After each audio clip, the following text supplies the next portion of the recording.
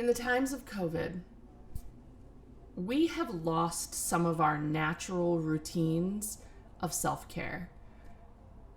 Therapy has changed. Can't go to the gym anymore. A lot of people can't go jogging. A lot of things have changed. Your self-care routines have changed. So, how can we find the silver lining in this? How can we find the silver lining in our self-care routines, making a pivot and find a way to actually make them benefit us, our new ideas and our new tasks and our new ways of creating self-care and organization and consistency in our lives? How can we do that? Well, we have to remember, first of all, that self-care is a privilege. Therapists having the resources and finances for therapy, for medication, for going to the gym, for doing all of those things, those are a privilege. Those are a privilege that not everyone has. So when you're asked to strip all of that because you have to, the first thing that you need to realize is you had a privilege and it was beneficial, but it's not something that everyone has. So having to strip that down is something that you should see as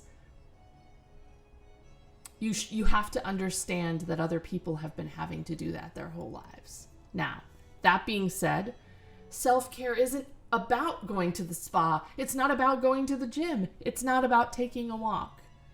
Self-care starts here, and it starts here. My heart's on this side. Sorry, I swear I know that. Sincerely, though, how can you reinvent yourself and reinvent your forms of self-care so that you don't need outside things to help you? Because right now we don't have that. First, we need to remember that boundaries are love. People asking us to help, people asking us to do things, people asking us to do tasks. Setting boundaries is making it so that you are your best self in order to be there for other people when you choose to be. So your boundaries are in place as self-care. So remember to set them and be firm with them. I am a huge hypocrite when it comes to this because I do it a lot. I have people ask me for things and I'm like, yes. And then afterwards I'm like, oh, I should have said no to that. Keep our boundaries. Secondly, we need to remove things that are no longer serving us, distractions. You know, if you feel like you're on social media too much, take yourself off social media. If you feel like the news is hurting you, stop watching the news. If you feel like maybe I shouldn't have sugar at night, it gives me bad dreams, don't have sugar at night, though I do like a donut every now and then. It's important for us to take away these distractions, is my point.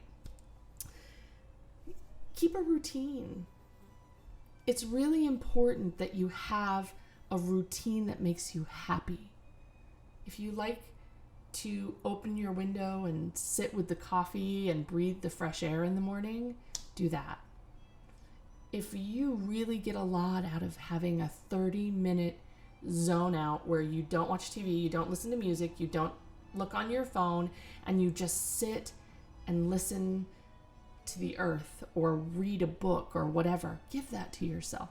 Give yourself a routine that makes you happy, and also make sure you put in a few helpful distractions. It's funny because as I'm sitting here recording this, I'm like, what are my helpful distractions? What reminds me that I'm alive? What reminds me that I don't have to be perfect all the time?